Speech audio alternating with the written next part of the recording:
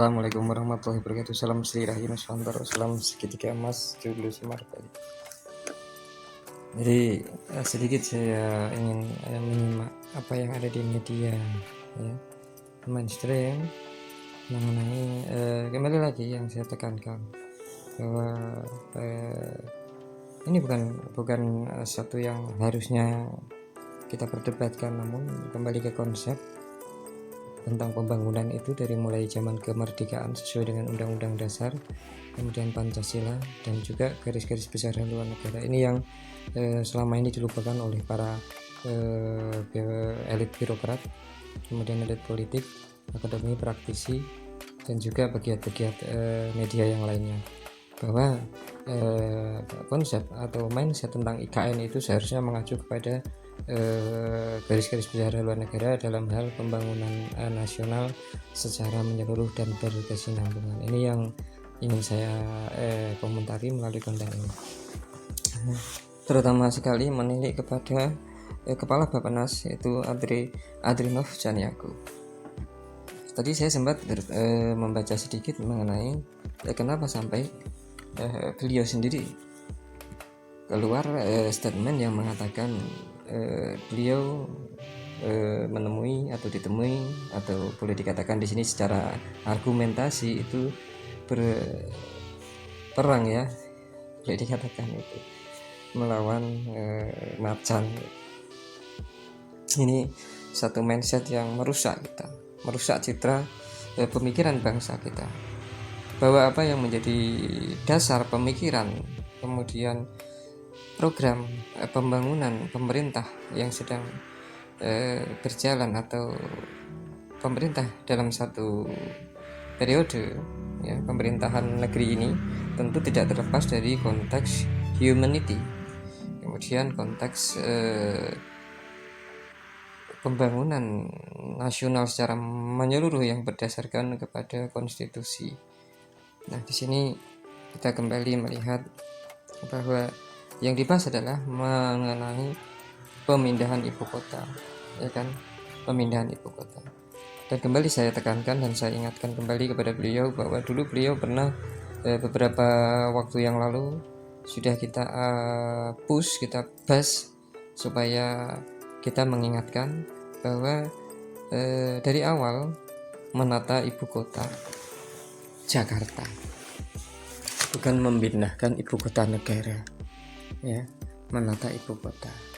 Jadi kenapa dulu kemudian direstui supaya memimpin DKI dengan harapan ya mungkin program-program yang beliau terapkan dulu di masa pemerintahan beliau di bawah sebelumnya, yaitu di menjadi wali kota kemudian naik menjadi gubernur ya kan, dengan program-program yang spektakuler. Tentunya harapan kita melihat program-program yang baru waktu itu berjalan 2 tahun, tapi mindset nawacita kita juga sudah nawacita yang dibawa beliau tentunya itu sudah mungkin mengena di public mainstream mindset, sehingga beliau pun didukung untuk maju ke RI 1. Namun beberapa waktu yang lalu kita sudah sempat singgung bahwa tidak ada, dan di dalam konsep nawacita yang 1 dan 2, yang 1 itu juga tidak ada kata-kata untuk memindahkan, namun menaikkan tata kota levelnya, kan tidak memindahkan ibu kota tetapi membuat kota yang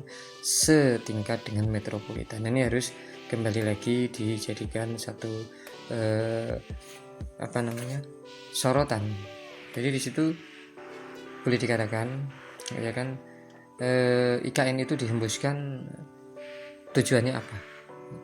Kalau memang tidak memindahkan ibu kota, berarti seluruh administratif ya itu tetap berada di Jakarta, karena kita sudah belajar dari banyak negara lah, memindahkan ibu kota itu tidak semudah membalik telapak tangan. Jangan dipaksa. 1 itu, kedua, kondisi pandemi yang seharusnya ekonomi yang lebih didahulukan. Masalah pemetaan kembali kepada konsep dasar pembangunan nasional, yaitu sentralisasi dan desentralisasi. Kalau kita merujuk kepada negara-negara maju ya seperti Amerika sendiri, yang waktu itu di beberapa kesempatan Amerika sendiri juga melihat kemajuan Indonesia begitu pesat, mereka butuh 100 tahun untuk menjadi Amerika seperti sekarang ini. Kita sudah berjalan kepada 70 berapa tahun ini ya, saya kembali lagi ya, di 70 ini seharusnya bukan lagi memindahkan tetapi menata. Kalau kita di usia 70 ini kemudian harus kembali lagi dari bawah, nol lagi, dikatakan membangun pondasi lagi, itu sama saja ngombro-ngombro, banyak menghabiskan waktu dan yang lain-lain, belum lagi permasalahan-permasalahan lain. Jadi kembali lagi seperti dulu, Kepala Bappenas yang waktu itu dipimpin oleh Pak Bambang Brojonegoro, pada waktu apa yang menjadi proyek-proyek skala nasional tapi dikesampingkan, dikirikan, kemudian mereka lebih menggarap sektor-sektor swasta yang pada waktu itu Maikarta, sedangkan komentar Pak Luhut Binsar Panjaitan sendiri itu, kembali saya ingatkan, beliau pejabat negara dan suatu ketika bisa diberhentikan ya kan oleh otoritas negara kapanpun kalau mereka menyalahi undang-undang gitu. Jadi kembali saya ingatkan, pada waktu konflik antara Maikarta dengan KEK, kawasan ekonomi khusus, kenapa dibangun KEK ya, kawasan ekonomi khusus itu, para pendiri atau para leadership terdahulu sudah memetakan arah pembangunan nasional kita sesuai dengan konsep awal negeri ini setelah merdeka. Jadi kalau ngoyo-woro seperti ini itu juga menyalahi aturan. Kalau dikatakan Pak Andrianov Caniagung menghadapi 33 1 lawan 33, seharusnya berpikir itu kalau secara aklamasi, secara konstituante Pak Adrianov sudah kalah ya kan. Lalu kalau merasa Pak Adrianov sebagai kepala Bappenas kemudian kalah melawan 33, kalau kita ajukan ke DPR, itu sudah jauh dari demokrasi kalau menyatakan Pak Adrianov menang gitu. Kalau kita bicara demokrasi, 1 lawan 33 sudah jelas suara pemerintah kalah. Kalau secara konstitusi, kalau kita bawa ke ranah MK, karena dasarnya apa?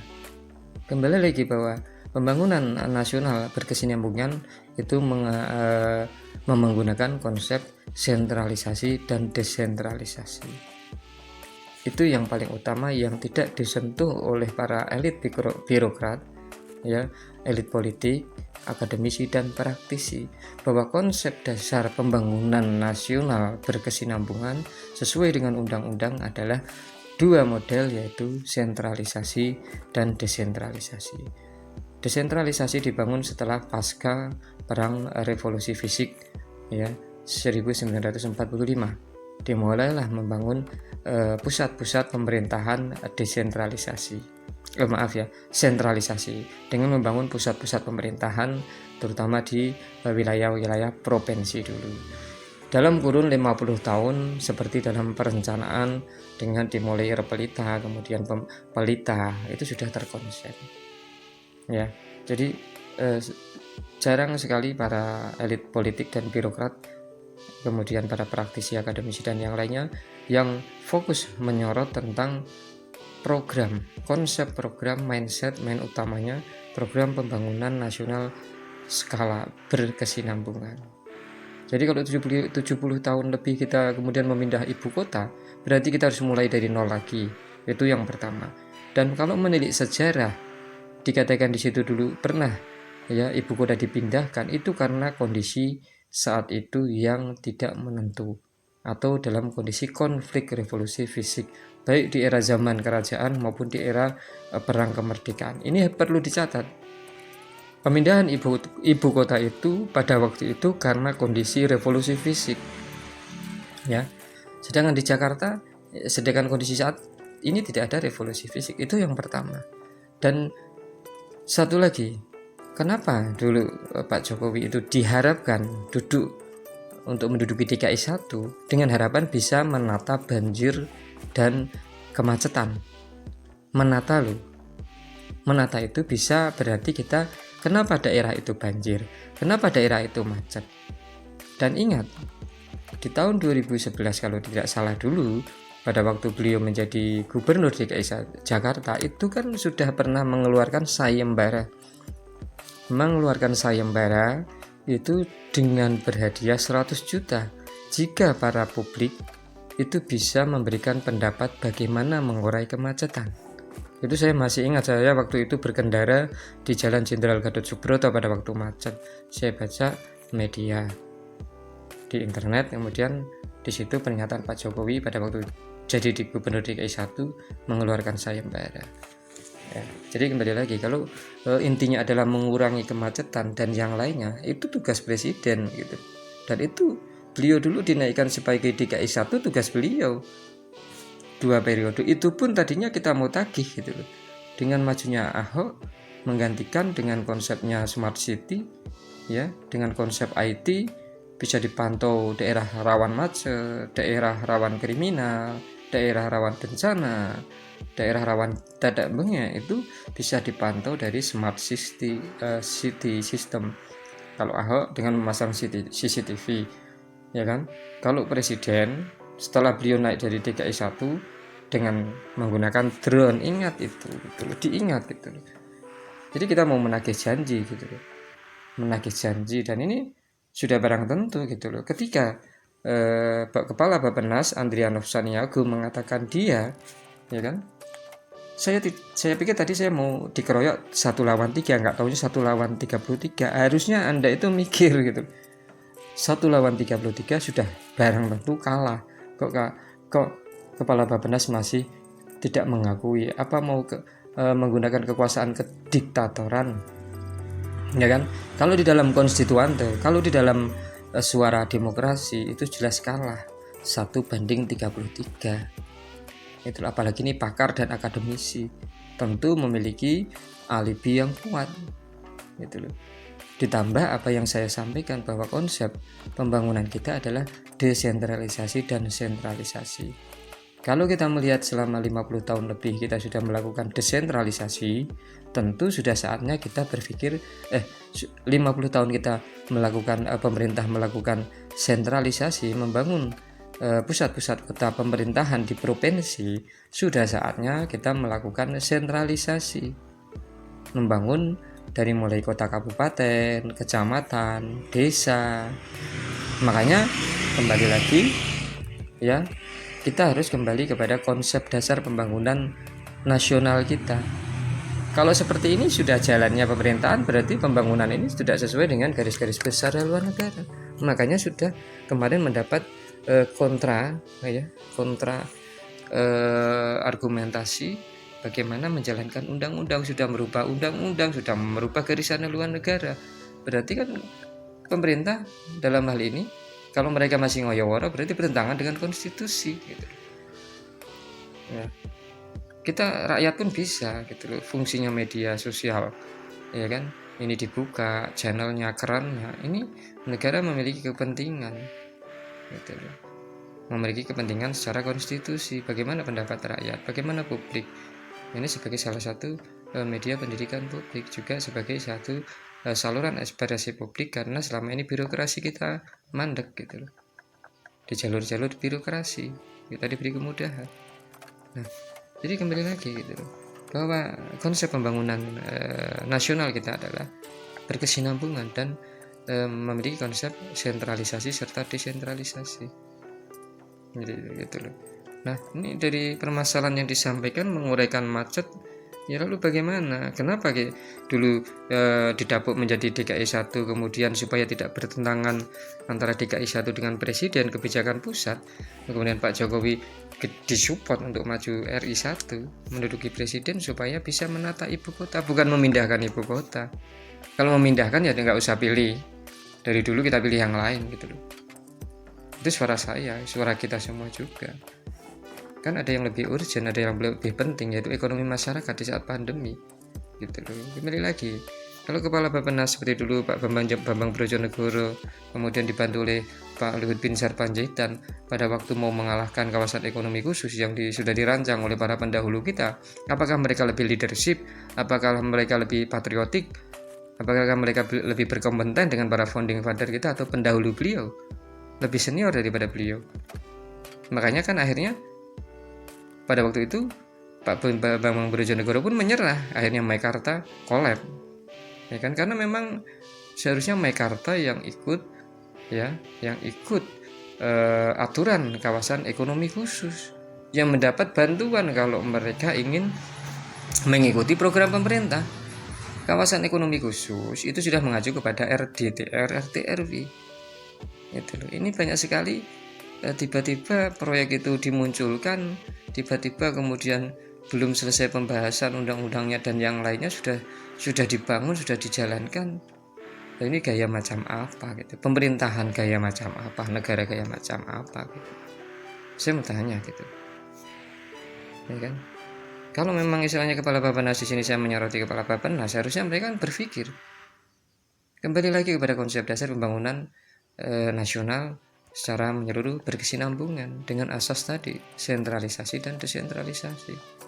Gitu. Kalau intinya masalah banjir dan yang lainnya ngapain gitu loh, kita support menjadi presiden gitu, kalau nggak bisa nata akhirnya gitu. Kan harusnya seperti kita ya. Kenapa problem-problem kemacetan, kemudian problem-problem banjir itu kan bisa dipetakan. Saya sudah sampaikan, apakah saya mau berulang kali aku mencoba untuk selalu mengalah, bersabar ya kan. Intinya adalah urbanisasi diatur, mobilitas penduduk urban dari kota ke desa, dari desa ke kota diatur. Nah, bagaimana ngaturnya? Kalau pengen niru konsep Cina, ya desentralisasi. Cina saja belajar kepada Pak Karno. Ya kan? Saya pernah baca ada salah satu desa yang pendapatannya terbesar melebihi kota, gitu. Situ belajar di situ. Boleh dikatakan desa pertanian, justru pertaniannya maju gitu loh, bahkan pendapatannya melebihi gitu loh. Itu saya pernah baca. Kalau mau pakai konsep Cina, pakai yang benar gitu loh. Desentralisasi, membangun di desa-desa, di kabupaten sampai desa-desa terpencil, supaya pemerataan itu terjadi, supaya tidak ada urbanisasi, tidak ada macet, tidak ada banjir gitu loh. Yang jadi masalah karena urbanisasi besar dari desa ke kota. Kenapa terjadi urbanisasi? Karena di desa nggak ada pekerjaan, makanya dibangun pabrik-pabrik. Infrastruktur gunanya membangun infrastruktur hard dan soft infrastruktur. Beradulah argumen yang baik dan benar sesuai dengan koridor sistematika gitu loh, algoritma yang benar. Jangan main kekuatan. Kalau main kekuatan, kita seluruh rakyat Indonesia kalau marah ya apa yang terjadi gitu loh. Jadi pakailah pemikiran yang orang bilang, pakailah kalau kamu orang intelek gitu loh, bukan intelek gitu loh. Jadi permasalahan urbanisasi, permasalahan macet, kemudian permasalahan banjir itu bisa dipetakan dari dulu. Kenapa banjir di Jakarta? Karena sudah tidak ada daerah resapan. Kenapa tidak ada daerah resapan? Karena banyak pemukiman baru perkantoran. Lalu kenapa itu terjadi? Makanya diadakan pemerataan. Bangunlah, ya kan? Bangunlah pemukiman industri itu meluas hingga link wilayah pendukung Dejabotabek. Dejabotabek dibuat itu wilayah pendukung ibu kota. Nanti kota satelitnya ada lagi supaya terkonektivitas dengan kota satelit, kota metropolitan. Makanya dinaikkan dulu menjadi megapolitan, bukan dipindah ibu kotanya. Ini bukan solusi, ini menambah masalah. Itu. Seharusnya kan apa? Dibangunlah, ya kan, pembangunan itu arahnya desentralisasi. Dibangun pabrik-pabrik, dibangun perkantoran, ya kan, industri dan yang lainnya di daerah-daerah supaya orang daerah tidak ke kota. Itu kan kultur budaya yang sudah mengakar jauh, makanya diambil dari Solo. Nah, wong Solo kudune ngerti asli Solo gitu loh.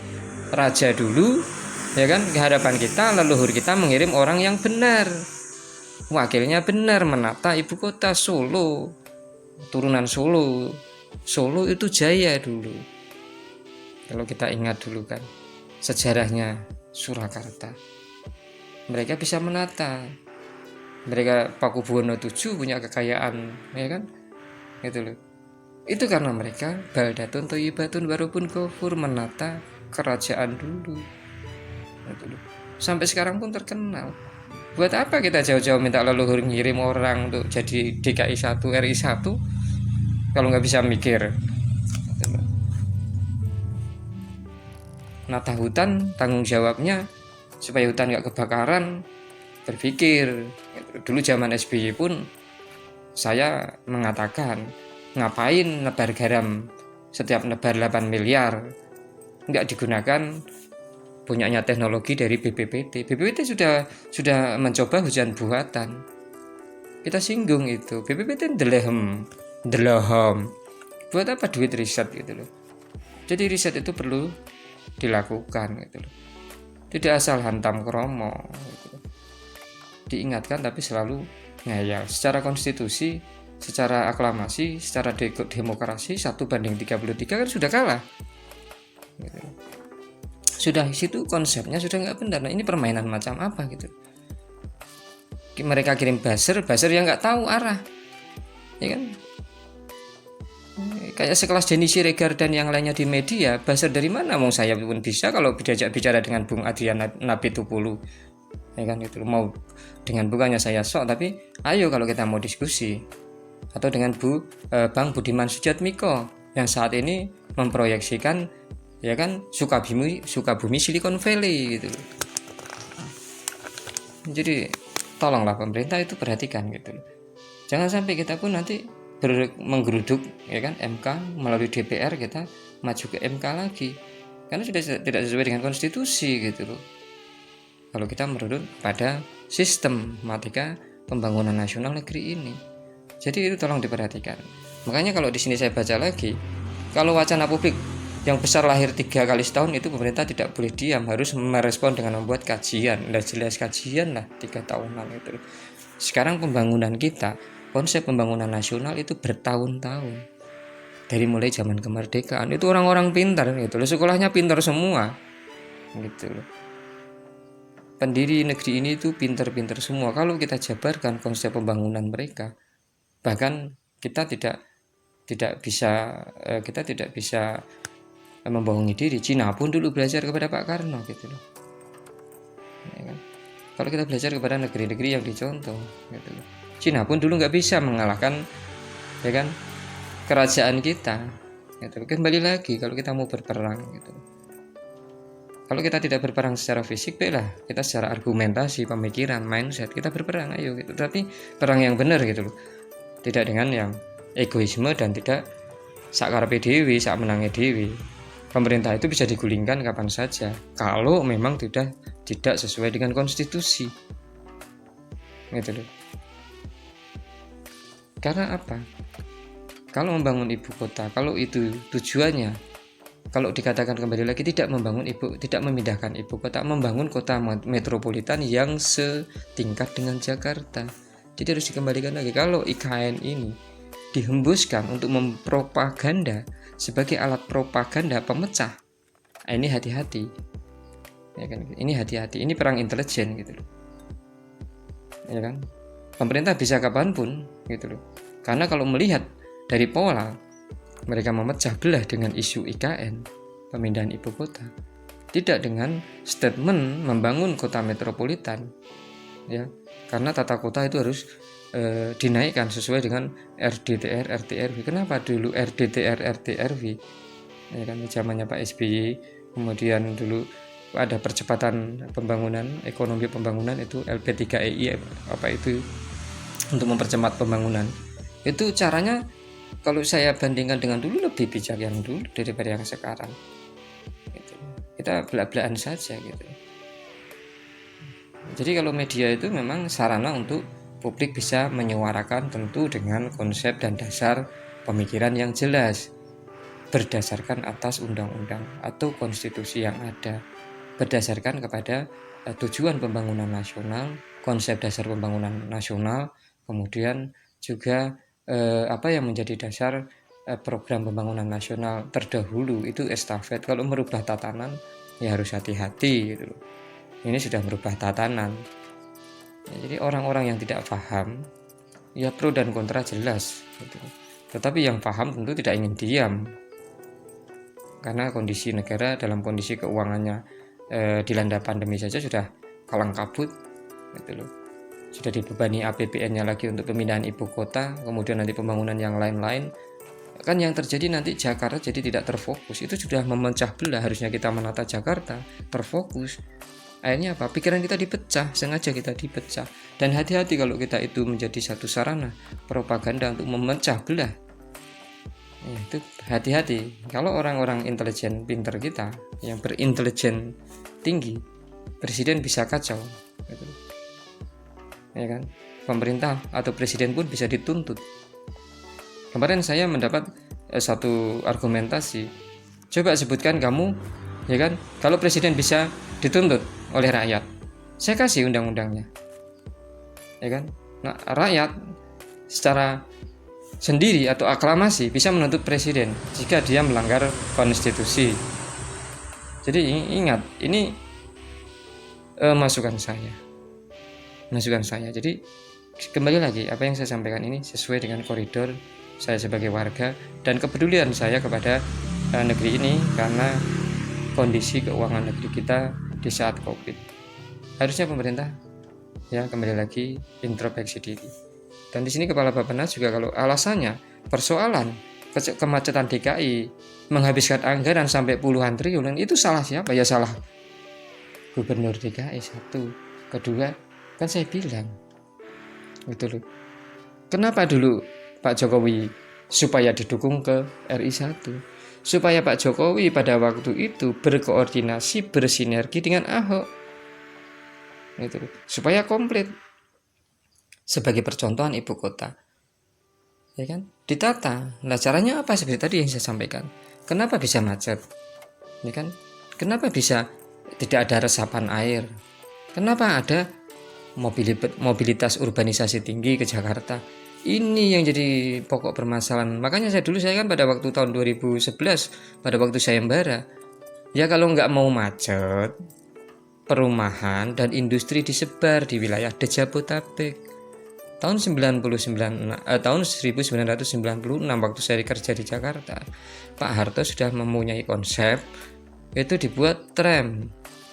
Bahkan dibuat tram supaya penduduk Jabodetabek yang mau masuk wilayah Jakarta, motornya sampai harus diparkir di stasiun, kemudian mereka dari KRL naik tram supaya tidak ada kemacetan gitu. Jadi mobil itu digunakan untuk wilayah di luar Jabodetabek. Jabodetabek hanya khusus mobil-mobil perusahaan, mobil-mobil kenegaraan. Itu saya dulu pernah dibicarakan waktu saya kerja di Jakarta juga. Jadi tidak hanya sekedar saya bicara gitu pada waktu itu. Jadi kembali lagi, kalau urusannya kemacetan ya sebarlah gitu loh. Sebarlah penduduk itu, perkantoran itu, industri itu di wilayah Jabodetabek dan wilayahnya kan, makanya dibuat dulu wilayah kawasan ekonomi khusus. Ada 9 kawasan ekonomi khusus, termasuk dulu yang pernah kita debat di media itu kawasan Kek Tengah Pulau Jawa. Makanya dibangunlah banyak dulu. Saya masih ingat 9 konglomerat hengkang dari Jakarta pindah ke Kek Tengah, ya Jawa Barat, wilayah Jawa Barat hingga Jawa Tengah, Kendal lah sekarang lah. Kalau yang jadi andalan Pak Ganjar itu Kendal gitu kan. Itu disebar dengan harapan supaya apa? Dengan harapan supaya merata, tidak ada urbanisasi tinggi, kendaraan-kendaraan tidak melaju ke Jakarta semua gitu loh. Perumahan pun disebar, kalau perlu ke timur bukan ke barat. Ke barat rawan gempa. Loh, kita sudah petakan dulu.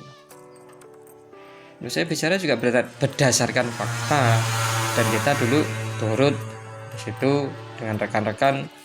Ya pada waktu mereka berpendapat, kita dimintai pendapat. Kalau perlu semua pemukiman dan industri dari mulai Pulau Gadung, Bekasi, ya kan, itu dipindah ke sana. Kita masih ingat dulu di Cikarang, Tambun dan yang lainnya itu kan digeser gitu ke arah timur supaya merata. Itu tujuannya pemerataan gitu loh, bukan memindah langsung ke di Jawa. Di Jawa itu masih luas itu lahannya gitu loh. Kalau Kalimantan mau dibangun, lihat struktur tanahnya gitu loh, tentu kan ada alasan gitu loh. Ada istilahnya untuk perkebunan, ada untuk yang lainnya, ada untuk yang lainnya gitu kan, juga dibedakan. Makanya ada RDTR, RTRW.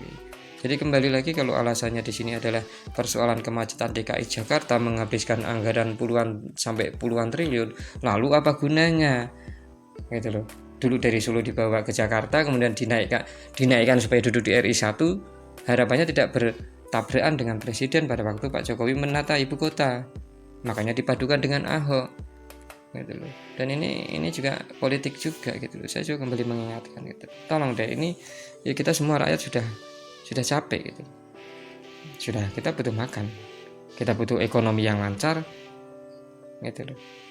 Ini juga pesan untuk semua lapisan, karena kita lebih fokus kepada pandemi, bagaimana kita mengatasi ekonomi di masa pandemi yang berjilid-jilid gitu loh.